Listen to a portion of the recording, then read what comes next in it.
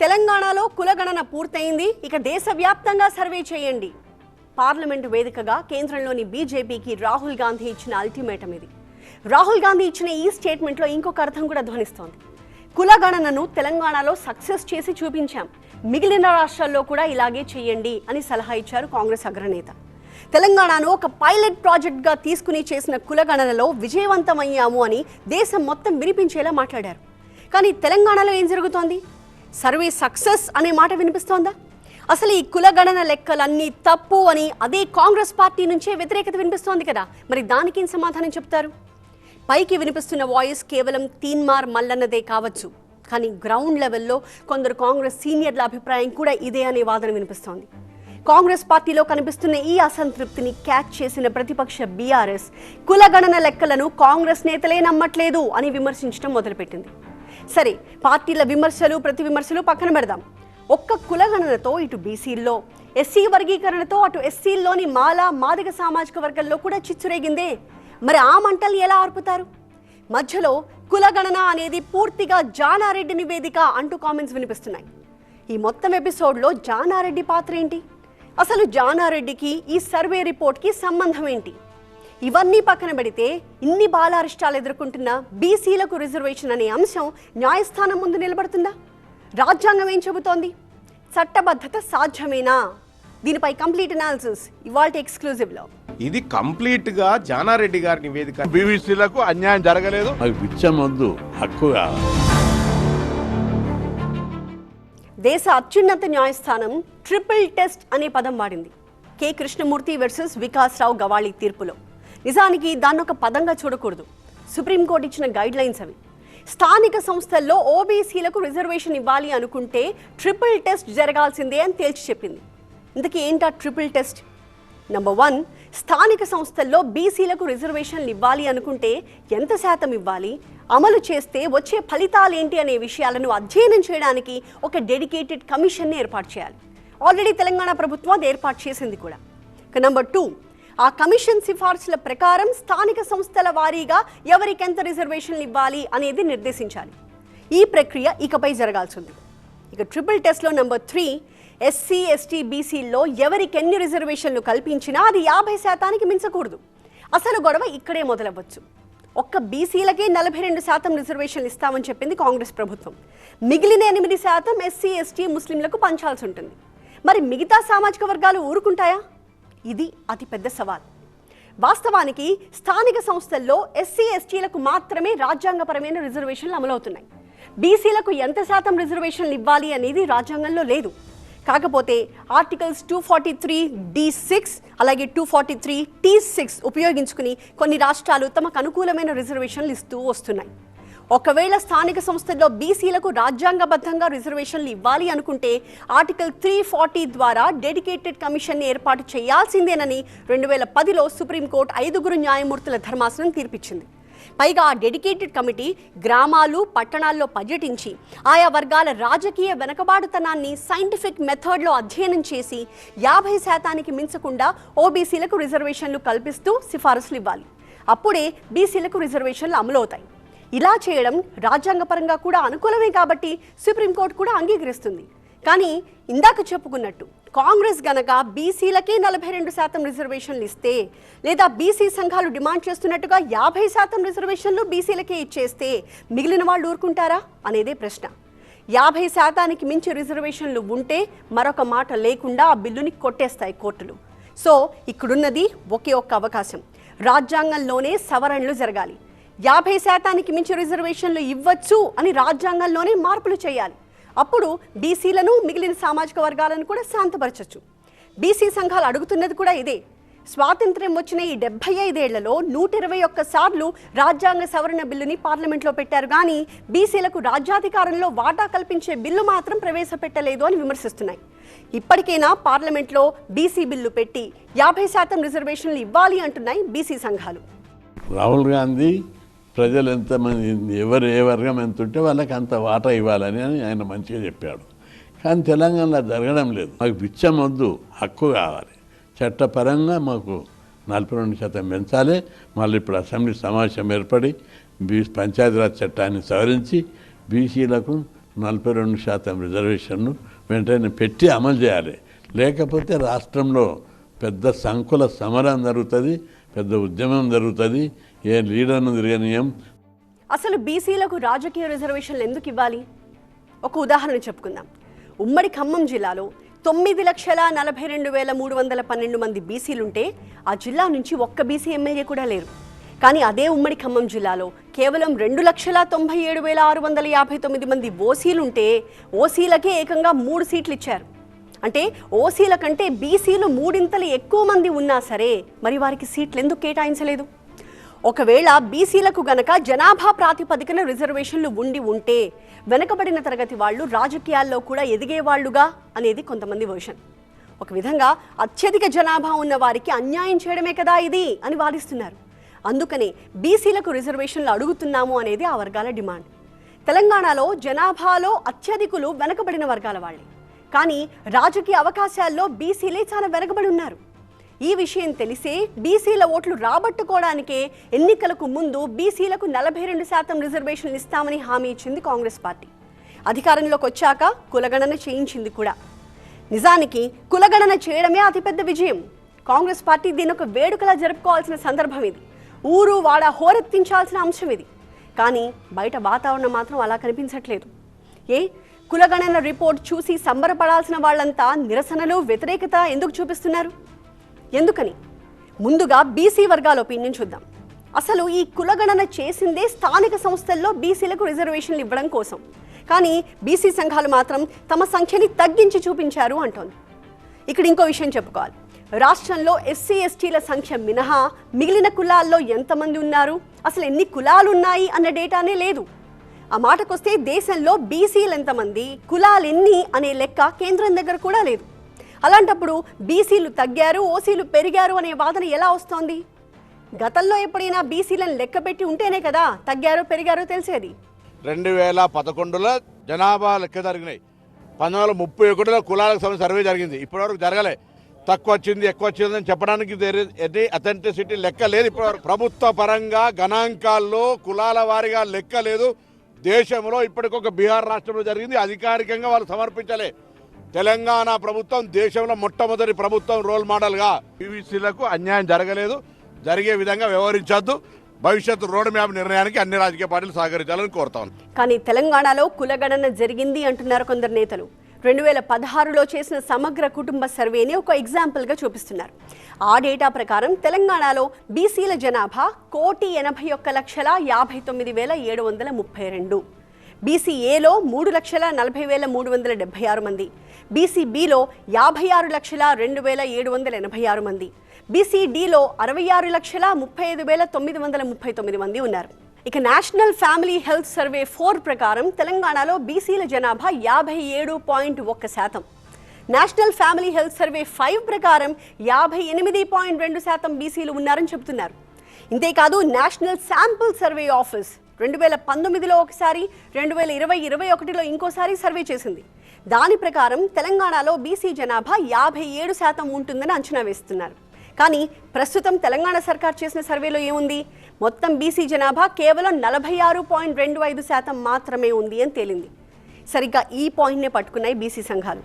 పెరుగుతున్న జనాభాతో పాటు బీసీల సంఖ్య కూడా పెరగాల్సింది పోయి లెక్క తగ్గడం ఏంటి అని వాదిస్తున్నారు. అందుకే బీసీ సంఘాలు తెలంగాణ ప్రభుత్వం చేసిన ఈ సర్వేని వ్యతిరేకిస్తున్నాయి. షోకాజ్ నోటీసు ఈ కులగణనలో ఉన్నటువంటి వ్యక్తులకు ఇవ్వాలి. ఎందుకు చెప్తా ఉన్నట్టే ఆ కాంగ్రెస్ పార్టీ ద్వారా ఏర్పడినటువంటి ప్రభుత్వం క్లియర్ గా ఇంప్లిమెంట్ చేయలేక విఫలమైపోయింది. ఇలా తెలంగాణ రాష్ట్రంలో ఏ ఒక్క బీసీ కూడా ఆ నివేదిక నమ్మే పరిస్థితిలో లేడు. ఎందుకు నమ్మట్లేదు అంటే జనాభాను తగ్గించి చూపడం, అప్పర్ క్యాస్ట్ జనాభాను పెంచి చూపడం, ఇది కంప్లీట్గా జానారెడ్డి గారి నివేదిక అనేటువంటి అభిప్రాయానికి తెలంగాణ సమాజం వచ్చింది.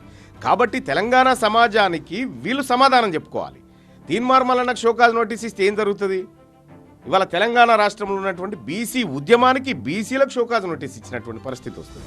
బీసీలను తగ్గించి చూపించారు అనేది ఒక విమర్శ అయితే, ఓసీలను పెంచి చూపించారు అనేది ఇంకో విమర్శ. మధ్యలో రెడ్డి సామాజిక వర్గాన్ని కూడా టార్గెట్ చేస్తున్నారు బీసీ నేతలు.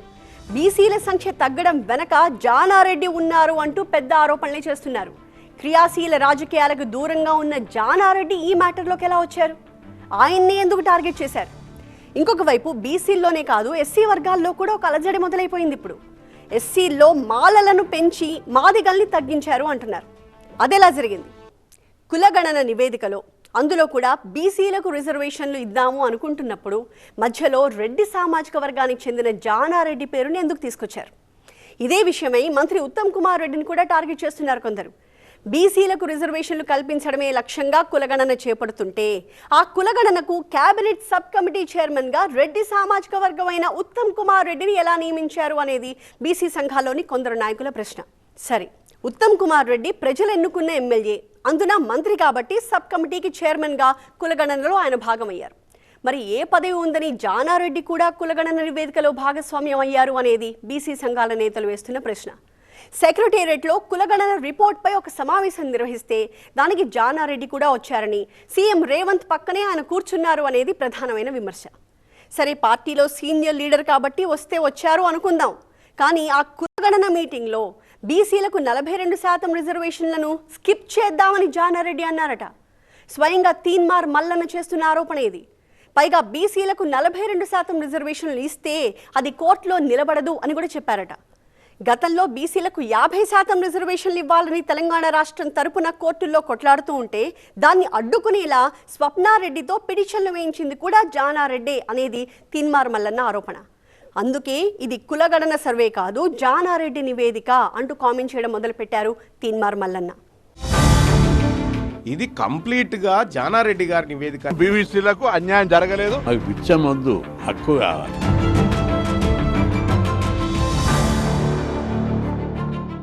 ఇక ఓసీల సంఖ్య పెరగడం గురించి గత కేసీఆర్ ప్రభుత్వంలో సమగ్ర సర్వేను, మొన్న రేవంత్ రెడ్డి ప్రభుత్వం చేయించిన సర్వేను పోల్చి చూస్తున్న కొందరు నేతలు బీసీల జనాభా 21 లక్షలు, ముస్లింల జనాభా 25.98 లక్షలు తగ్గింది అని చెప్తున్నారు. అదే సమయంలో ఓసీల జనాభా 15.89 లక్షలు పెరిగిందంటున్నారు. అంటే ఈడబ్ల్యూఎస్ కింద మరింత లబ్ధి పొందడానికే, వారి ప్రయోజనాలు కాపాడుకోవడానికే ఓసీల సంఖ్యని పెంచేశారు అంటున్నారు.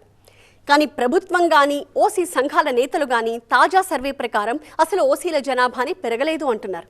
ఇందుకు గత కేసీఆర్ ప్రభుత్వంలో చేసిన సమగ్ర సర్వేనే వీళ్లు చూపిస్తున్నారు. తెలంగాణ ఏర్పడిన కొత్తలో చేసిన సర్వే ప్రకారం రాష్ట్రంలో ఓసీ జనాభా 21.55%. ప్రస్తుతం రేవంత్ ప్రభుత్వం చేసిన సర్వే ప్రకారం ఓసీల జనాభా 15.79%. అంటే దాదాపు 5% ఓసీ జనాభా తగ్గింది తప్పితే ఎక్కడా పెరగలేదు అంటున్నారు. ఈ కులగణన ఎవరి కోసం?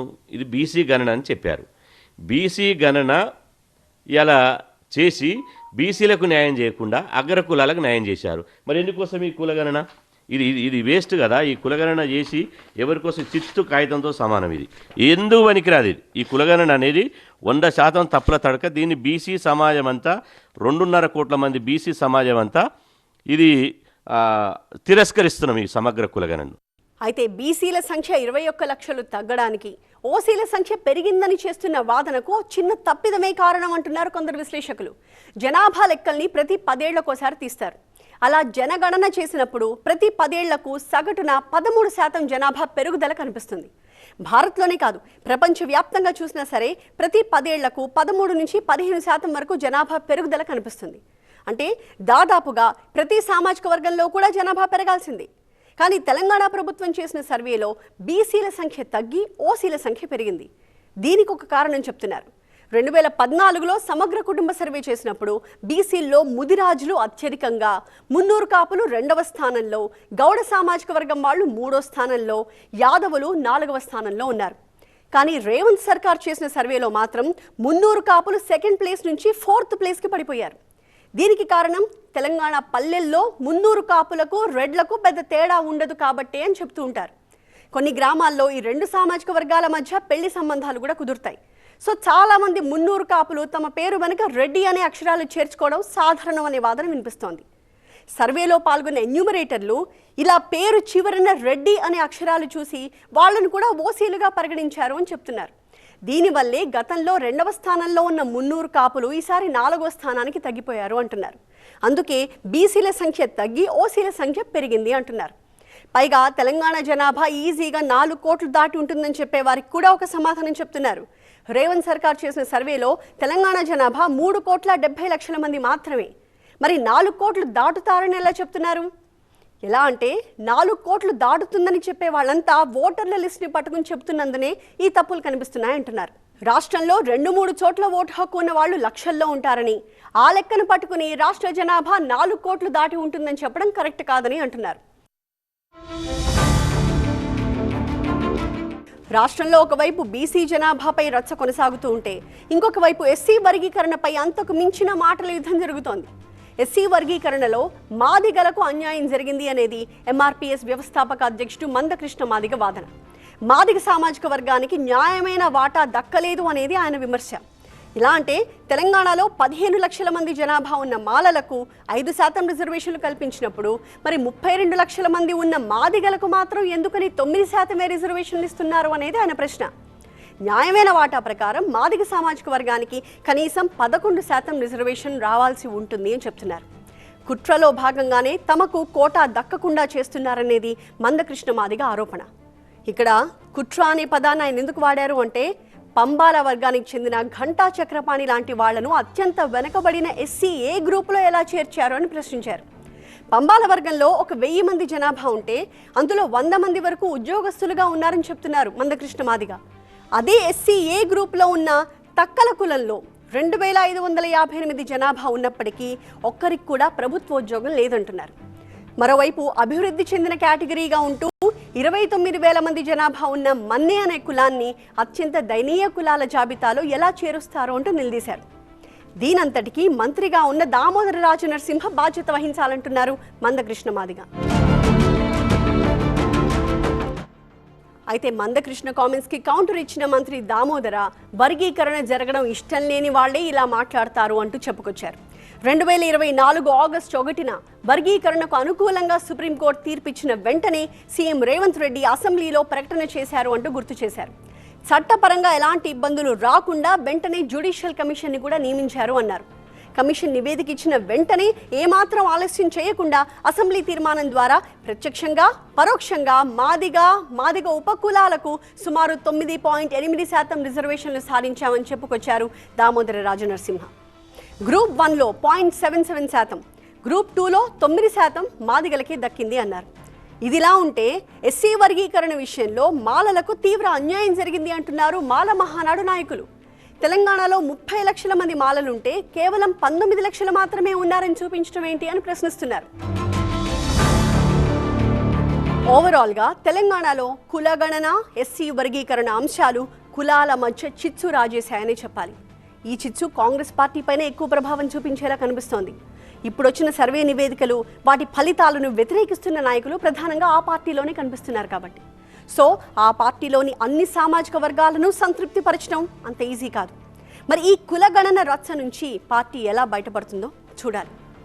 ఇది ఇవాల్టి TV9 ఎక్స్క్లూజివ్. మరొక అంశంతో మళ్ళీ కలుద్దాం. చూస్తూనే ఉండండి TV9.